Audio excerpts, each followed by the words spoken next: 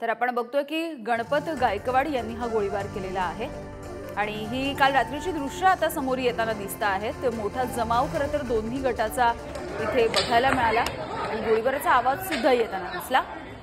5 round fire केल्याची माहिती सध्या तरी समोर येते आहे आणि त्याच वेळेची पोलीस स्टेशनच्या परिसरामधली आणि पोलीस स्टेशनच्या आवारामधली ही काही दृश्य समोर आलेली आहे। खरं तर अत्यंत धक्कादायक अशी ही घटना आहे। थेट पोलीस ठाण्यामध्येच झालेला हा गोळीबार आहे। तेही दोन सत्ताधारी गटाचे आमदार आहेत, एक भाजपचे आणि एक शिंदेंच्या शिवसेनेचे। आणि या सगळ्याबद्दल अजित पवार यांनी प्रतिक्रिया दिली आहे, बघूयात।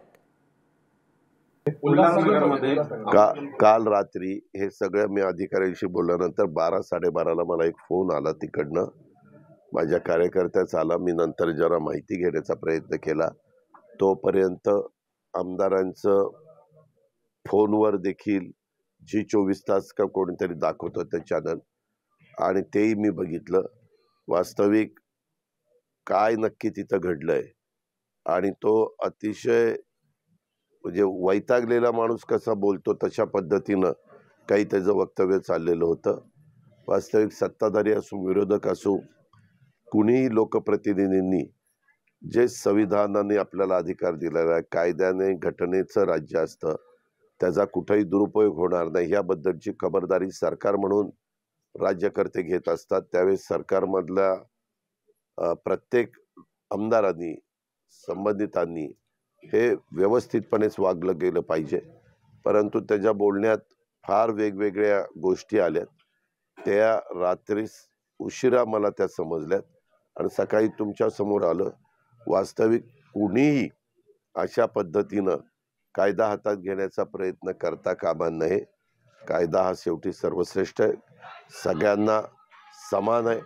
कॉमन मॅन असेल किंवा वरच्या पदावर कुणी बसलेला असेल तरी देखील त्यांना सगळ्यांना नियम कायदे सारखे आहेत। वास्तविक कुणाच्याबद्दल कुणाची माझी तक्रार असेल तर मी पोलीस स्टेशनला तक्रार केली पाहिजे, रीतसर नोंद त्या ठिकाणी केली पाहिजे, आणि पोलीस स्टेशनच्याच आवारामध्ये हे सगळं घडलेलं आहे असं प्राथमिक माहिती मला मिळालेली आहे। मी अजून आज सकाळी पण 1-2 फोन लावले होते, पण ते संबंधित मला अवेलेबल झाले नाही। मी त्याच्याबद्दल मेसेज टाकलेले आहेत। मला ज्यावेळेस तिकडनं अधिकची माहिती मिळेल त्यावेळेस मी रात्री म्हणजे देवेंद्र फडणवीस राज्याचे उपमुख्यमंत्री आणि गृहमंत्री त्यांच्याशी पण बोलणार आहे।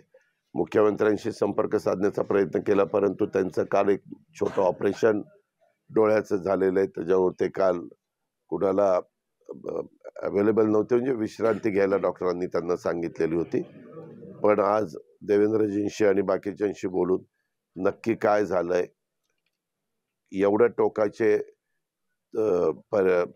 मजल का त्यांनी मारली, इतका TV चॅनलला पण त्यांनी फोनवर काही संभाषण जे केलं ते पण कायद्याला धरून अजिबात नव्हतं, हे माझं स्पष्ट मत आहे।